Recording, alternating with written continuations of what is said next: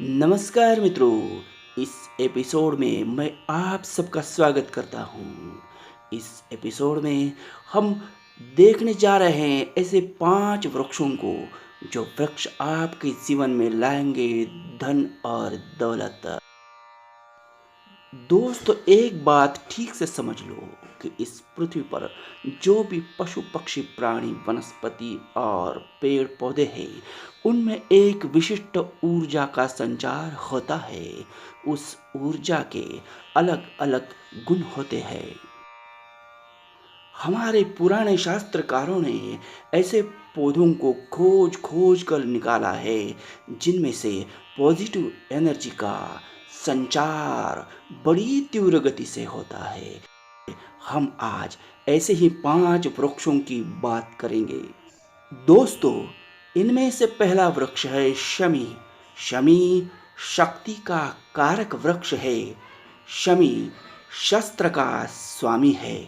इसलिए पांडव जब विराट के नगरी में अज्ञातवास में थे, तब उन्होंने अपने शस्त्रों को छिपाने के लिए शमी वृक्ष का सहारा लिया था। अपने सभी शस्त्र पांडवों ने शमी के वृक्ष पर लटका के रखे थे।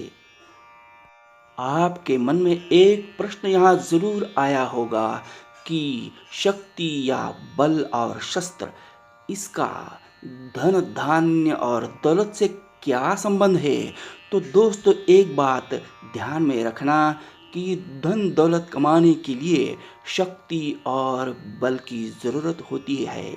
जो निर्बल हो वह धन दौलत नहीं कमा सकता, और अगर कमाई भी है तो उसे संभाल नहीं सकता।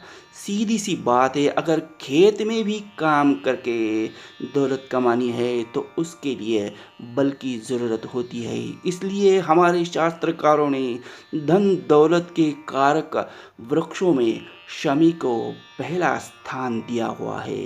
इसीलिए हम दशहरे के दिन शमी वृक्ष के साथ शस्त्रों की पूजा करते हैं और प्रतीकात्मक रूप से सोना लुटाते हैं। दोस्तों, अपने घर के सामने शमी का वृक्ष होना बहुत ही शुभदायक है। सूर्योदय से पहले शमी की पूजा करने से तुम्हारे जीवन में धन दौलत का वर्षाव हो जाएगा। शमी शनि का भी स्वामी है। उसकी पूजा से शनि की ग्रह दशा से तुम्हारी मुक्ति हो जाएगी। समृद्धि प्रदान करने वाले वृक्षों की सूची में दूसरा नाम आता है पीपल वृक्ष का। पीपल को दुनिया के सभी धर्मों ने पवित्र माना हुआ है।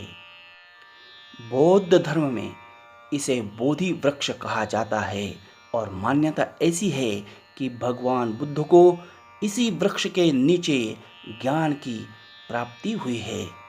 संस्कृत में पीपल को अश्वत्थ कहा जाता है।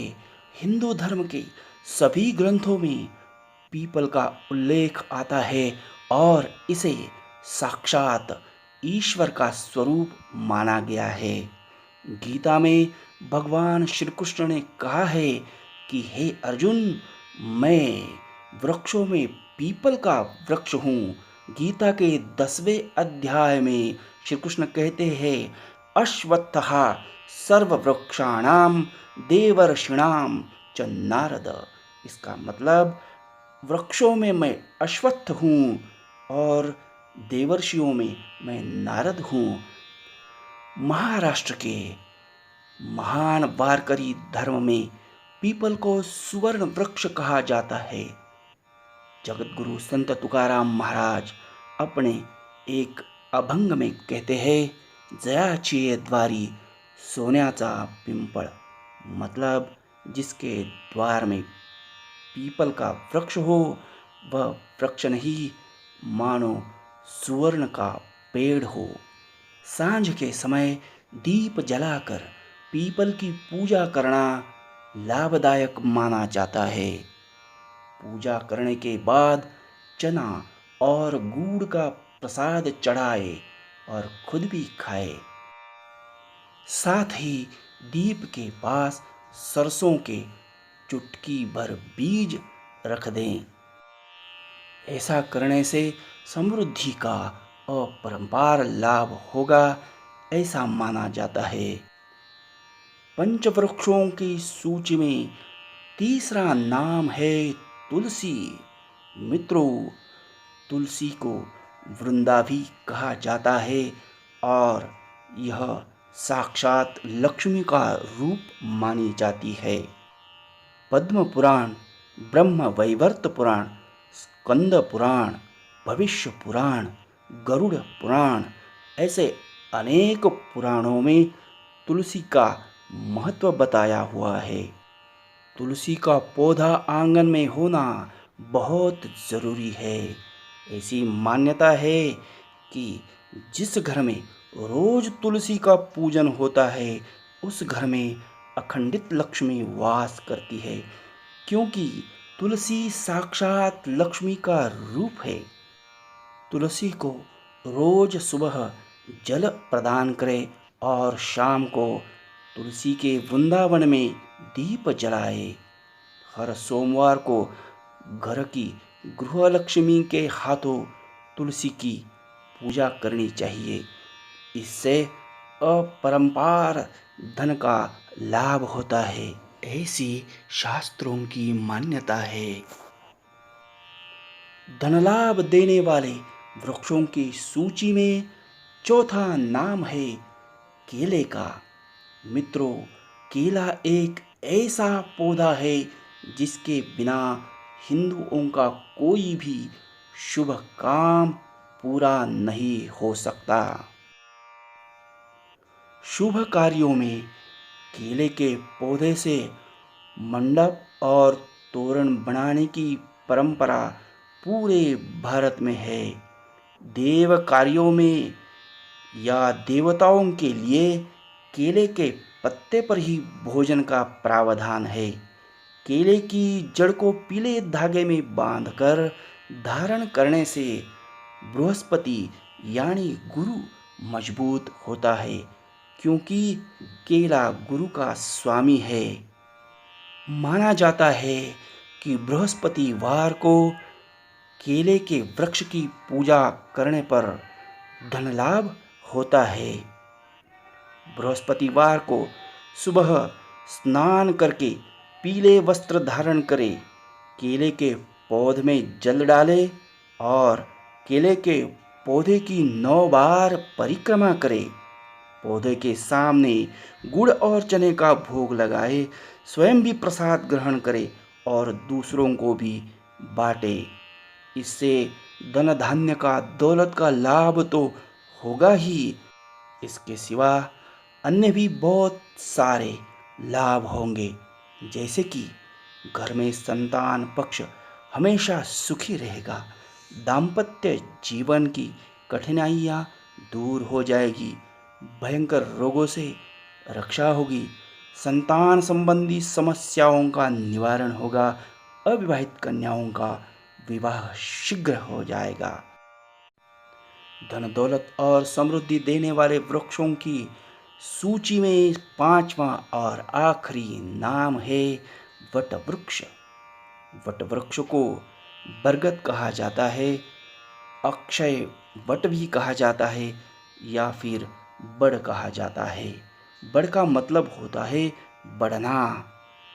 इसे बड़ इसलिए कहा जाता है कि यह वृक्ष हमेशा से बढ़ता रहता है, ये कभी भी नहीं मरता। यह चिरंजीव वृक्ष है। यह वृक्ष कई हजार साल जी सकता है। वट वृक्ष को बढ़ने के लिए कोई मर्यादा नहीं है। कोलकाता के नज़दीक आचार्य Jagdish Chandra Bose Indian botanical garden में एक वट वृक्ष तकरीबन 4.25 एकड़ में फैला हुआ है। उसे परिक्रमा करने के लिए 1080 फुट रोड बनवाया गया है। वट वृक्ष को शिव समान माना जाता है। मान्यता है कि वट वृक्ष के नीचे बैठकर भगवान शिवजी ने तपश्चर्या की थी। ऐसी भी मान्यता है कि वट वृक्ष भगवान विष्णु का विश्रांति स्थान है। प्राचीन ग्रंथों में वट वृक्ष की महिमा गाई हुई है। ऐसा कहा जाता है, वट वृक्ष के मूल में ब्रह्मा, छाल में विष्णु, शाखाओं में शंकर तथा पत्ते पत्ते पर सब देवताओं का वास होता है। इसका एक श्लोक बड़ा ही प्रसिद्ध है। मूले ब्रह्मा, त्वचा विष्णु, शाखा शंकरम एवच, पत्रे पत्रे सर्वदेवतायां वृक्षराज्ञो नमोस्तुते। वटवृक्ष को मनोरथ वृक्ष कहा जाता है। धन प्राप्ति के लिए सोमवार और गुरुवार को इसकी पूजा करें। तने को पानी सींचे और प्रदक्षिणा करें। प्यारे दोस्तों, यह वीडियो आपको कैसा लगा यह हमें ज़रूर बताएं। जाते जाते एक बात हम आपको बता देना चाहते हैं कि भक्ति और लगन से जब भी तुम कोई काम करते हो तो उसका फल तुम्हें मिलता ही है।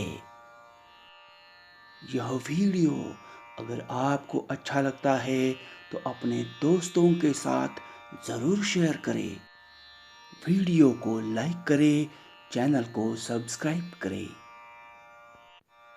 फिर मिलेंगे अगले वीडियो में, तब तक के लिए नमस्कार।